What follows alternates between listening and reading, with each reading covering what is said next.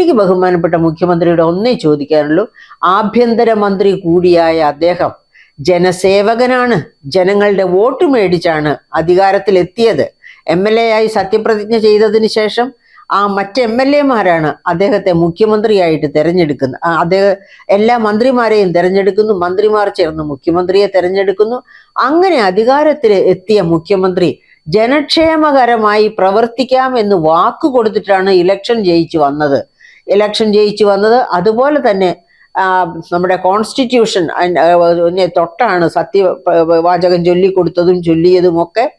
അങ്ങനെ ഓരോ ജീവനും ഓരോ ഫയലിലും ഓരോ ജീവനുണ്ട്, ജീവിതമുണ്ട് എന്ന് പറഞ്ഞുകൊണ്ട് തൻ്റെ പ്രവർത്തനം ആരംഭിച്ച മുഖ്യമന്ത്രി എന്തേ ഇത്രയധികം ജനങ്ങളെ ഭയക്കുന്നത്?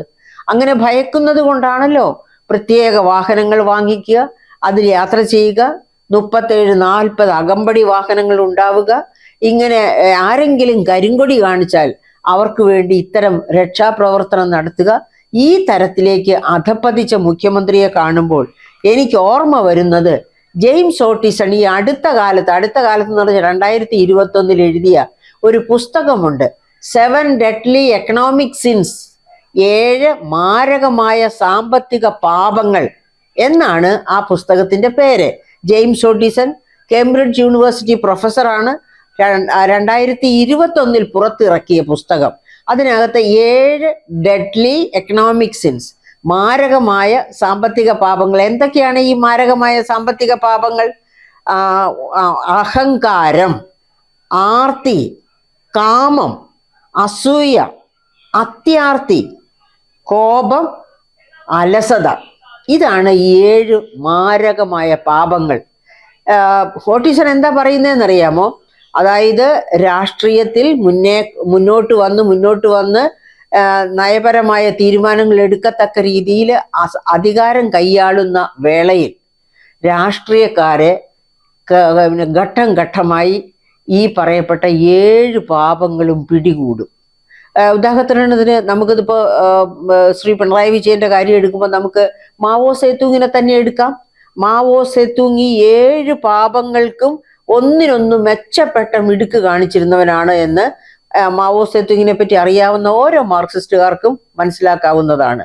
അപ്പൊ ഇങ്ങനെയുള്ള ഈ 7 പാപങ്ങൾ എല്ലാമോ അല്ലെങ്കിൽ അതിൽ ചിലതെങ്കിലുമോ വല്ലാതെ തലയ്ക്ക് പിടിക്കുമ്പോഴാണ് ഇത്രയധികം, അതായത് ഞാൻ വാരിക്കൂട്ടിയതിൻ്റെ പേരിൽ, ഞാൻ ചെയ്ത തെറ്റുകളുടെ പേരിൽ, എൻ്റെ അന്ധതയുടെ പേരിൽ എന്നെ കീഴ്പ്പെടുത്താനായിട്ട്, അപകടത്തിലാക്കാനായിട്ട് ആരെങ്കിലും വരും എന്ന ഭയം, ആ ഭയം കൊണ്ടാകണം ബഹുമാനപ്പെട്ട മുഖ്യമന്ത്രി ഈ തരത്തിൽ ഒളിച്ചുകളി നടത്തുന്നത്. അതായത് നിരവധി, ഇപ്പൊ ഇതാ കാരവാൻ, അതിലേക്ക് ഞാൻ ഇപ്പൊ വരുന്നില്ല. എന്തായാലും ആ തരത്തിലേക്ക് നവകേരള സദസ്സ്, അതായത് എല്ലാവരും പ്രതീക്ഷിച്ചു ഉമ്മൻചാണ്ടിയൊക്കെ നടത്തിയ ജനസമ്പർക്ക പരിപാടി, അത് ഓർക്കണം, യുണൈറ്റഡ് നേഷൻസിന്റെ ഏറ്റവും നല്ല സ്ട്രാറ്റജി, അതായത് പൊളിറ്റിക്കൽ സ്ട്രാറ്റജി ആണ് ജനസമ്പർക്ക പരിപാടി എന്ന് കണ്ട് അവാർഡ് കൊടുത്തു യുണൈറ്റഡ് നേഷൻസ് എന്ന് ഓർക്കണം. ആ തരത്തില് ഇതും നടക്കും. ജനസമ്പർക്ക പരിപാടി 21 മന്ത്രിമാരുമായിട്ട് ഊരു ചുറ്റുന്ന മുഖ്യമന്ത്രി ജനങ്ങളെ കണ്ട്, അതായത് തൊട്ടുകൂടായ്മയും തീണ്ടിക്കൂടായ്മയും എല്ലാം മാറ്റി നിർത്തി അവരെ കണ്ട് അവരുടെ കണ്ണുനീരൊപ്പി അവരോട് ചേർന്ന് നിന്ന് അവരുടെ ആശയാഭിലാഷങ്ങൾ എന്താണെന്ന് പങ്കിട്ട് അവരുടെ പ്രശ്നങ്ങൾക്ക് പരിഹാരം വിധിക്കുമെന്നാണ് നാം എല്ലാം വിചാരിച്ചിരുന്നത്. ഉമ്മൻചാണ്ടി അങ്ങനെയാണ് ചെയ്തിരുന്നത്. എനിക്ക് ഓർമ്മയുണ്ട്, വയനാട് ജില്ലയിൽ, അതായത് പകല് പോലും ആനയും മറ്റു കടുവയും ഒക്കെ ഇറങ്ങുന്ന തെക്കേ വയനാട്ടിലെ ഒരു മേഖലയിൽ അദ്ദേഹം രാത്രി ലേറ്റ് ആയപ്പോൾ 1 മണിയൊക്കെ ആയപ്പോൾ അദ്ദേഹത്തിന്റെ കൂടെ ഉണ്ടായിരുന്നവർ പറഞ്ഞു, ഇനി ഇവിടെ ഇരിക്കുന്നത് സേഫ് അല്ല, കാട്ടുമൃഗശല്യം ഉണ്ടാകും. അപ്പൊ അദ്ദേഹം പറഞ്ഞു, ഇതാ ഈ വന്ന് എന്നെ കാണാൻ നിൽക്കുന്ന ആൾക്കാർക്ക് പേടിയില്ലേ?